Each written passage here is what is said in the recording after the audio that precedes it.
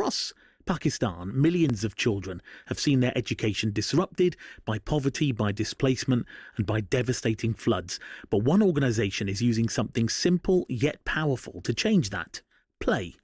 Right to Play is a global charity using play-based learning to help children recover from trauma, stay in school and build brighter futures. In Pakistan alone, they're reaching more than 100,000 children every year. Joining me now is Ali Khayam. He's country director for Right to Play Pakistan, who leads this incredible work on the ground. Ali, assalamu alaikum to you. Assalamu alaikum, and hello to your listeners. Thank you, Ali, for joining us all the way live from Pakistan. Now, let's start in a logical place here, Ali. For those who haven't heard of Right to Play before, can you just start by telling us what the organisation does and what your work looks like day to day in Pakistan?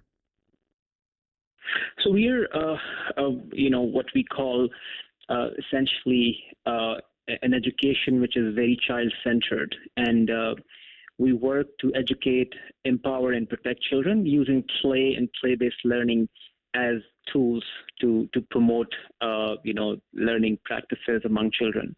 So in Pakistan, as you rightly mentioned, we are working with over 100,000 children on a regular basis. We are doing this work in this country for over 17 years now. And on a day-to-day, we work in collaboration and close partnership with mostly government institutions, provincial ministries of education, in particularly two of the provinces, which is Sindh in the southern part of the country.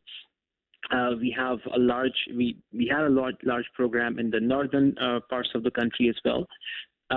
And we, work closely with teachers, school administrators, with local youth, to use what we call PBL, play-based learning, as a methodology to improve quality education, to improve numeracy and literacy and social emotional learning among children at primary level, and then also at secondary level, to create agency particularly among young women and girls, using sport and play as tools. Okay, and Ali, when we say play-based learning, what does that actually look like for a child in a classroom or community setting? So, you see, we're talking about public schools, and unfortunately, most public schools, whether in rural settings or urban settings in Pakistan, do not have the modern infrastructure which promotes interactive learning, activity-based learning. Mostly teaching methods are not up to date, are, a bit orthodox. There is a common practice of rote learning, corporal punishment, even in some schools. So what we try to advocate and try to practice is to promote teachers to use play in their teaching practices. So, for instance, if they're teaching second grader, mathematics, make it more and more activity-based, more and more engaging, so that not only children participate, but they also have fun. So, essentially making schooling a fun experience for those children. And, I just want to emphasize here that the children we're talking about in most cases are either affected by some natural disaster or, economic conditions which limit the ability of their parents to and the schools to offer them an optimum learning environment. So then that's where, the gap is filled by our teams and our, trained teachers. Yeah. Okay. Pakistan has one of the highest numbers of out-of-school children in the world, more than 22 million. What are some of the main reasons children are missing out on education? And how has the recent flooding made things even harder, Ali? So the number, it's a sad number. It's an embarrassing number.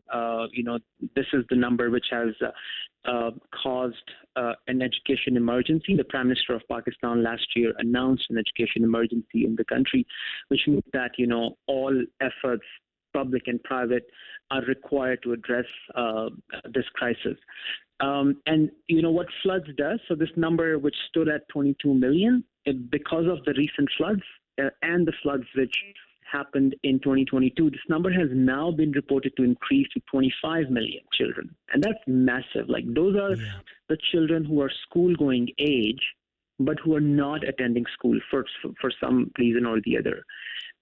which, according to some figures like UNICEF quotes in some reports, that it's the largest number of out-of-school population in any country.